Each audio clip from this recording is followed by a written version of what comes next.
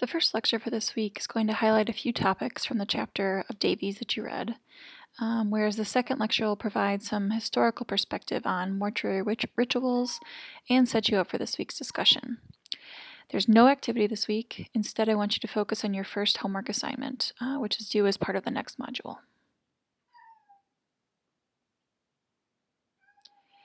Cremation and burial funerals often involve two different processes, each related to the identity of the deceased. One represents the removal of the body from the realm of the living, and the other gives it a status in the realm of the dead. We discussed Robert Hertz's theory of the two sets of rites involved in processing the identity of the dead person during our module on theories of death. He distinguished between the original corpse and its later remains, whether as bones from burial or ashes from cremation. Symbolically speaking of the corpse as representing the wet medium of the body, while the bones or ashes were the body's dry medium, with different rites for each symbolic form. Hertz focused mainly on Indonesia, where a great variety of ritual was employed to dry out the corpse before its final mortuary ceremony. In this sense, Hertz interpreted the first set of rites, a la Van Gennep, as embracing the period of death. His sociological approach explored the social processes of death alongside what we might call the biological aspects of death. He argued that death is not completed in one instantaneous act. It involves a lasting procedure, which is terminated only when the dissolution of the body has been completed. And then, when all seems at an end, yet another process begins, since, as he puts it, death is not a mere destruction, but a transition.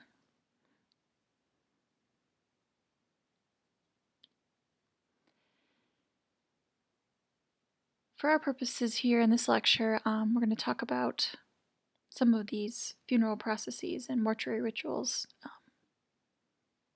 and the issues involved in them. So until the 20th century, most families in Western Europe and the US cared for their own family members while they were dying, and for their body after their death. From approximately the middle of the 20th century, but with great regional variation, hospitals increasingly cared for the dying and funeral directors for the dead. In other words, professionalism took over for domestic and community responsibilities. Funeral homes or parlors are designed to give the sense of a domestic setting, usually consisting of larger and smaller rooms, furnished with some items which would normally be found in people's homes. In this sense, funeral homes provide a home beyond the home, or a homely setting outside the home. The extensive preparation of bodies in North America has led some commentators to criticize the practice because it appears to deny the reality of death. Bodies are regularly embalmed and given extensive cosmetic treatment to make the dead look as lifelike and healthy as possible, or even as if they've just drifted off to sleep. The wider community in which someone once lived is decreasingly involved with death due to this professionalization of death. Furthermore, according to Davies, the ideas of impurity, fear, and fertility influence human responses to the dead, so we'll discuss each of these in turn with some examples.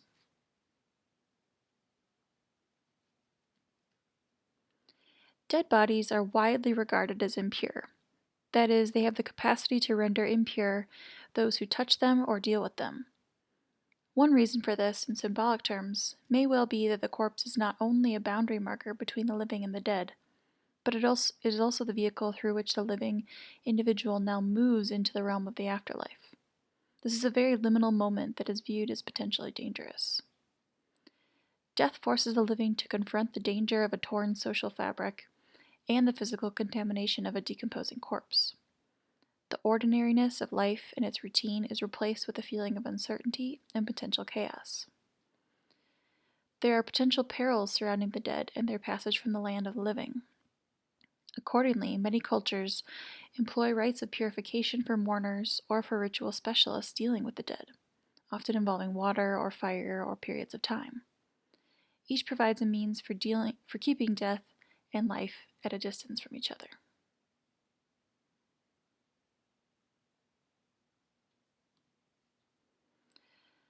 One specific example that we can look at is Judith Ockley's analysis of British gypsies' notions of symbolic boundaries that must be rigorously maintained to avoid pollution.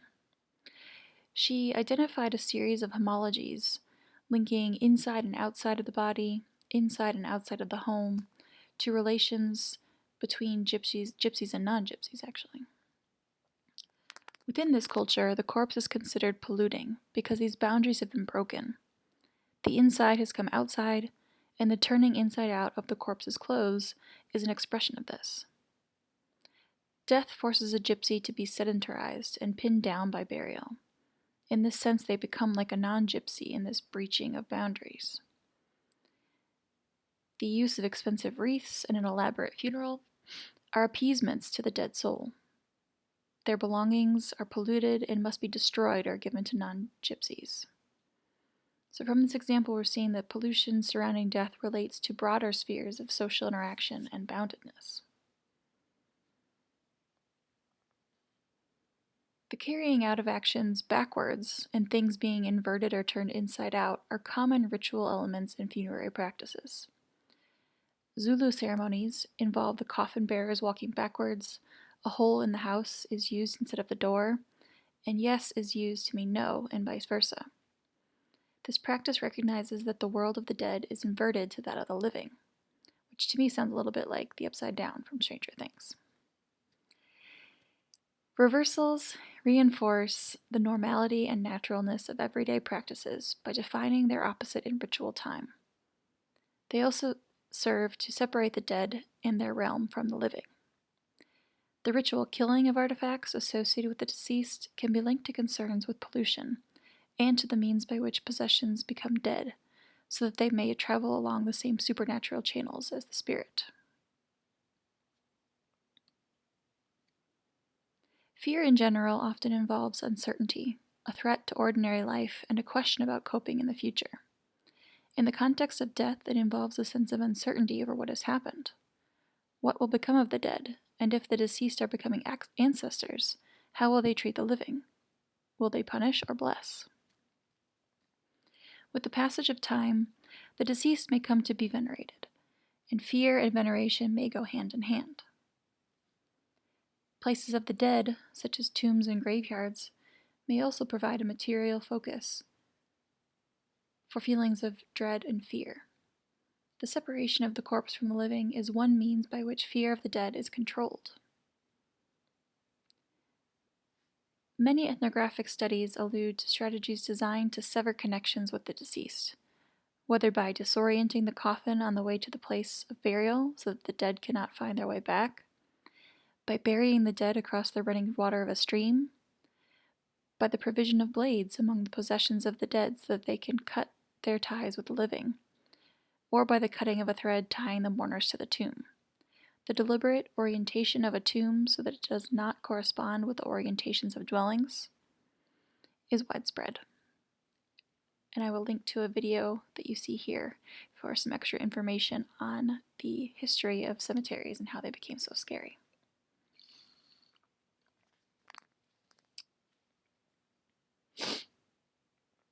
Fertility represents a positive complement to death. That is, life goes on as a part of some larger process. Your book describes a few of these examples. In the Hindu culture, the transmigration of souls and their reincarnation, but also we see this in the fertilizing power of the bones themselves that are placed into the Ganges River, or the smoke from the funeral pyre coming back to earth as rain to fertilize the ground. In a different way, the relics of Christian martyrs attract the faithful as pilgrimage destinations. The dead bodies of the saints were often believed to have power to cure illness, especially if their bodies had not decayed. One aspect of the fertility dimension of funerals concerns food and the positive values of food as the symbol of survival and of community integration.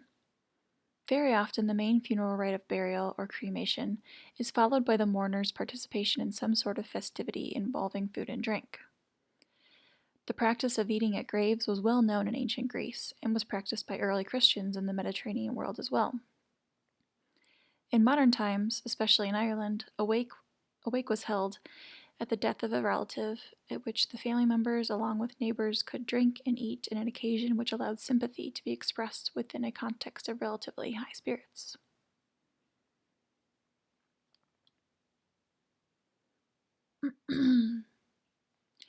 Continuing with the concept of fertility, there's the Sudanese Nuba burial, which was observed by Ian Hodder, involves using graves that are cut in the shape of a grain storage pit.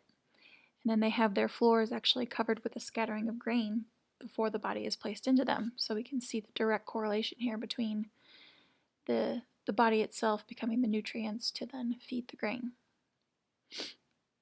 Another more graphic example, you've been warned, are the funeral rites of the Barawan in Borneo that were studied by Metcalf and Huntington. This involves a multi-stage ritual, so the first part being the funeral or the viewing period itself, which lasts 4 to 10 days. During this time, the widow is expected to stay inside her section of this longhouse that you see on the background of the slide, with the corpse. Then begins a period of temporary storage that lasts at least a year. During this time, the body is transferred into a large jar or a hollowed-out tree trunk to undergo decomposition. These jars are seen as very important heirlooms. Elders actually choose their jar prior to their death. And once the pot is occupied, it is housed within the family garden or as part of the tribe's cemetery. Now, over this time, the body decomposes. It's actually feeding into the earth through this bamboo tube at the bottom of the jar, so we can see it as being nourishing the soil around it. There are times, however, when the liquefied, decomposed body, that the gel coming out of there, is actually collected and added to rice as a form of endocannibalism. The rites of secondary treatment last another 4 to 10 days, and this involves taking the dry bones out, transferring them into a small decorated coffin or jar, and then permanently storing those remains within a mausoleum.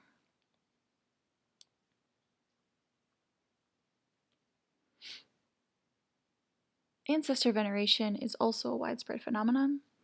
It's most often associated with the belief in the immortality of the dead. And in these societies and cultures, we see this as a way for them to follow, the guidance of the ancestors provides this sort of unquestioned authority and truth. So you seek their advice, and whatever sign you're able to get from them is taken at its full value and allows you to provide some guidance in your own life. We should not, however, ignore those societies where the dead are deliberately erased from memory, so thoroughly that individuals cannot remember names beyond those of great-grandparents. And a particular case of this is the Achuar of Ecuador, and their funeral rites are designed to actually prevent the dead spirit from stimulating the memories of the living. Their rituals, in this case, deliberately lead to a collective amnesia that wipes out earlier generations. So in this case, there's a break between life and death that is total. There's no bridge whatsoever that connects the two.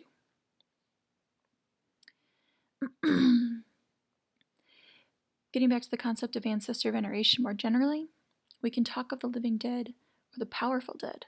That is, a dead person is not simply inert and decomposing matter once the soul has fled to an afterlife, but a spiritual entity that may be wrathful or benevolent, invoked to provide good things and placated with sacrificial offerings to ensure the termination of misfortune.